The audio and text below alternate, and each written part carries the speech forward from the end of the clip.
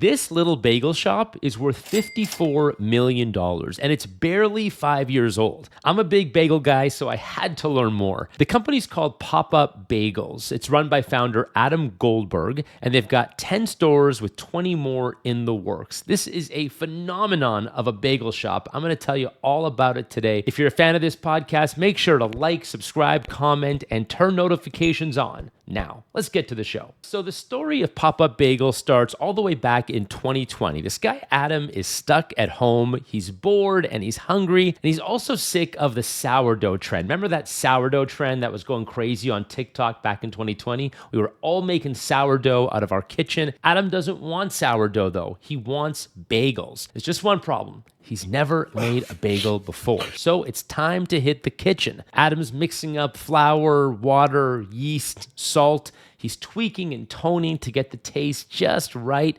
And before long, he's got the perfect recipe. Next, he shares that recipe, those bagels, with some friends. And they love it. Word is spreading fast. And pretty soon, the whole neighborhood is begging for Adam's bagels. So Adam keeps baking. Then he decides he's got to turn this into a business. There's serious demand for these bagels. He wants to sell them. So again, we're in COVID times here, and Adam's just a startup guy. So he opens up shop in his house. He's making bagels in his kitchen, and people can pre-order online and then pick them up the next day through a little kitchen window in the backyard of his house. Right away, he's selling hundreds of bagels a day, and he knows exactly how many to make and how many he's selling because he's got that pre-order button on popupbagels.com. Then restaurant heavyweight Danny Meyer takes notice. Now, Danny Meyer is an OG of the restaurant industry. Shake Shack is probably a brand everyone's heard of. That's Danny Meyer's among many other restaurants. He asks Adam to start doing a pop-up in one of his spots. So he's got a bunch of stores and restaurants in New York City. And again, these bagels are a hit. The lines are forming. He is selling out. The hype is growing. And while these bagels are tasty, I want to talk about the business because the business is even better. So Pop Up Bagels is all about simplicity. They've opened a few bagel shops so far. I think they've got like 10 now. And they really sell just two things. They've got bagels and they've got schmears. The cheapest item you can buy on the menu is $12. That'll get you a 3-pack of bagels with one schmear. But I'm guessing most people are actually spending a lot more than that. $42 is the starting price. If you go online to order, the $42 package, which is a dozen bagels and 3 schmears, is the starting price. So I'm going to bet people are coming in and buying more than just 3 bagels and a schmear these days. I might be wrong, but I'd imagine the average order is actually higher than that. And this place runs lean. Stores are small and they push you to order in advance. If you go to popupbagels.com, they're still trying to get you to order in advance. So because they know how much demand there is, how much to make, they don't have a lot of waste. And think about it, a restaurant, any kind of food service business operates on waste or excess, right? So you don't want to have a whole lot of bagels that you can't sell, throw them in the garbage, and now you've got a whole cost of goods that you've just thrown away. And you also don't want to make too little and then leave a lot of money on the table. So having a really good understanding of demand helps a lot. Plus, you get cash up front. When people order bagels in advance, they also pay you in advance. Cash up front, we like that. They know how many bagels to bake. They got cash in their pocket.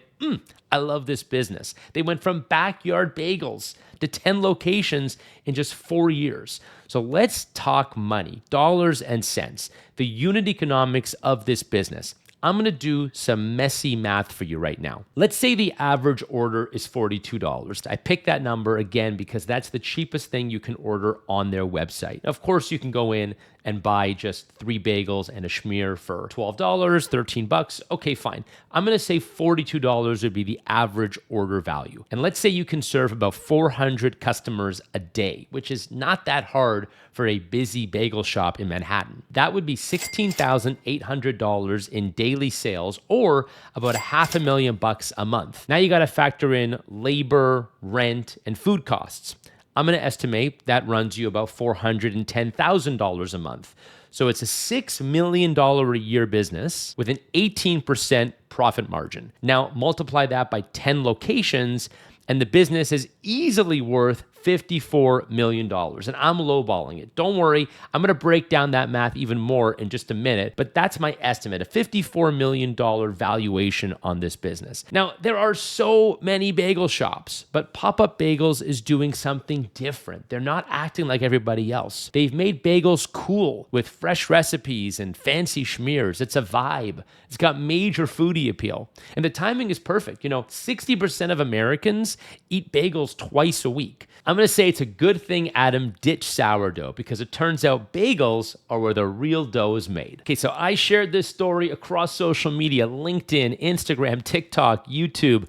Millions and millions of you saw it, lots of comments. So one thing that popped up a lot in the comments is people want a better understanding of how I got my numbers, where I got my numbers from, and then where the valuation came from. So let me dig into that a little more. Now, I already told you I picked $42 because that was the lowest ticket item on their website. Do I know for a fact that that's the average order value? No, I don't. But again, I'm doing messy math here. And the whole point of me doing this math and doing math in public and coming up with a valuation in public without any information is just to show you guys my logic of how I'm getting there. I could be wrong, by the way.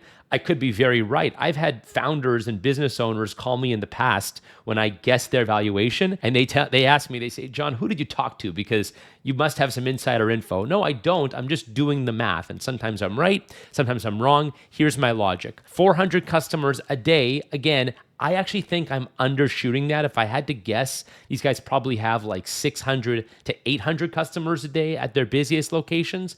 I'm going to be conservative with 400. 18% profit margin. Lots of restaurants operate much thinner than that with 15% or 10% or no profit at the end of the day. Unfortunately, most restaurants lose money. I'm being a little generous and I'm assuming because they're premium priced, they're probably going to have a slightly higher profit margin than most. That's why I said 18%. And now, why do I say this business is worth $54 million? Very simple. If you say 10 locations, the revenue, $6 million per location, times 10 would be $60 million. And then the profit, which is 18% of the 60 million, is 10.8 million. And by the way, this kind of math on a podcast is like the worst thing to listen to. So hopefully I went slow enough there. If you do a 5x multiple, in other words, you say, let's do 5x of the profit or of the EBITDA, you'd be looking at $54 million. Now, that is very conservative because I think these guys could have a multiple a lot higher than 5x. This is a very fast-growing, very young business. It's barely 4 years old. They've got 10 locations. They could probably get to 50 or 100 or a few hundred locations across the country. So maybe they demand a multiple of like 10 or 15 or 20x. That's possible too. In which case, the valuation could be 100 million, 150 million. It's hard to say because when you have a venture capital type valuation, again, the numbers can get insane, and it really is just a factor of how much are people willing to pay for this. So I'm going to say $54 million on paper. Maybe the numbers are way higher. Who knows? We'll ask Adam. I doubt he'll tell us, but I'm going to see. I'll do my best for you guys. I love the way Pop Up Bagels is blending concepts from other industries. So if you look at the schmears, go to Instagram or go on social media, look at the schmears that they sell. They kind of look like froyo. You guys remember the whole frozen yogurt trend of like 10 years ago? There was Pinkberry and Menchie's and 16 Handles, these self-serve yogurt shops, and then you'd have these super Instagrammable frozen yogurts. People would hold them in their hands against the wall. Got to have a nice, a manicure, of course. You take the photo, put it on Instagram, and that becomes like a status symbol, a foodie status symbol, a social and cultural symbol. They're kind of doing the same thing with their schmears. The schmears are the magnet, the social media magnet of this. And they even have a little ritual they've created in-house, the rip and dip. And so the whole idea behind Pop Up Bagels is you don't do a sandwich, but you buy the bagel, you rip it up, and then you dip it in your schmear. So they're creating ritual around this business, and they're creating a very Instagrammable visual concept with these schmears. And again, the whole idea of stealing what you know works from another business, the ice cream or the frozen yogurt type business or the dessert business, right, with Magnolia cupcakes. Like, it's been around for a long time. There's nothing new here. Creating something visual and then taking that into your business, and all of a sudden it becomes a social media viral sensation. So you're integrating the marketing into the product. So you think about it, the product itself is the schmear, but by putting it in this big cup, making it colorful, making it interesting, making it something people want to talk about, now it's not just a product, but it also becomes the marketing. Really smart when you can integrate the marketing into the product. And they also alternate the schmears. So think about the flavors: pesto butter, honey chipotle cream cheese, cacio e pepe butter. And they drop these in a very similar way to crumble cookies. I've talked about crumble before and how they do these rotating flavors. Every week, check out their TikTok, check out their Insta. They've got new flavors popping up every week. That's what they're doing here also, right? In the world of crumble, it's strawberry shortcake and banana bread and lemon poppy seed. But the whole idea of creating some FOMO and excitement and urgency and also frequency.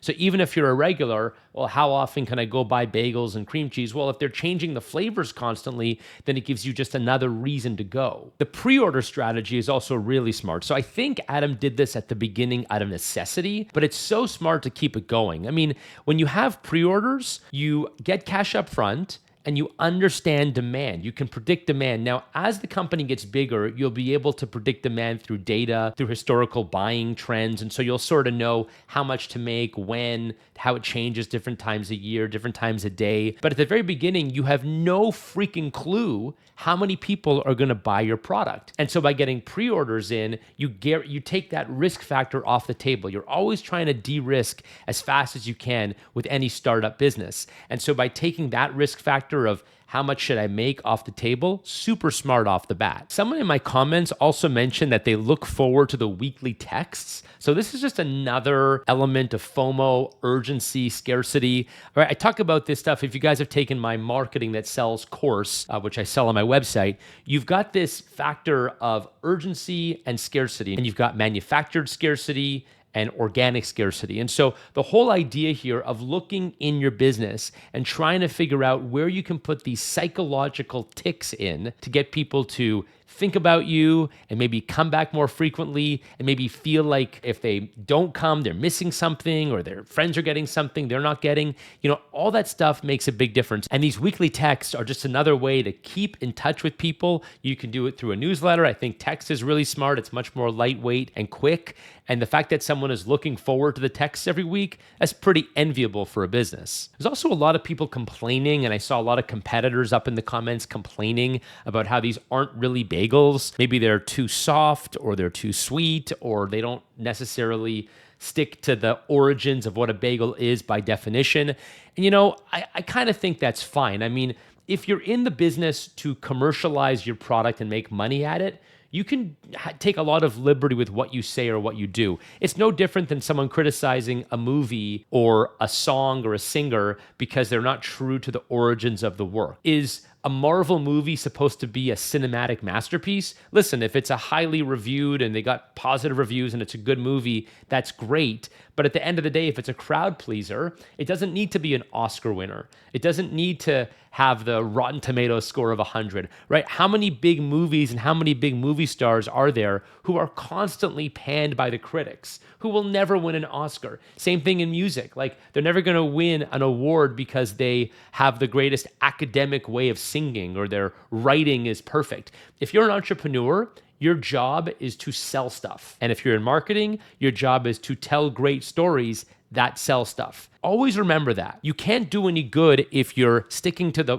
playbook that has been used for the last 100 years and you're not innovating and you're not selling, but you can stand on your high horse and say, oh, you know what? I'm sticking to the true nature of what this is supposed to be from the year 1942. Well, you know what? Times change. Maybe this is a better version of a bagel. People seem to like it. So the whole idea that this isn't really a bagel, it's something else, cool. No one's getting hurt. You're not breaking any laws. You can call this thing a bagel if you want. People will see it as a bagel, even if it's a new and improved and different version of it. That's totally cool. That's what entrepreneurship and innovation is all about. Guys, I got a lot of questions for Adam about the rituals, the rip and dip ritual, the occasion ritual, the lineups outside the door, the pre-order strategy, the texting strategy, the marketing, the schmears, the flavors. I got so much to ask. Make sure to hit subscribe on this podcast if you haven't already, because Adam Goldberg is coming up in just a little bit. Make sure to tune in to that episode. Of course, if you like my stuff, you can get it straight to your inbox at jondavids.com. I'll talk to you guys next time.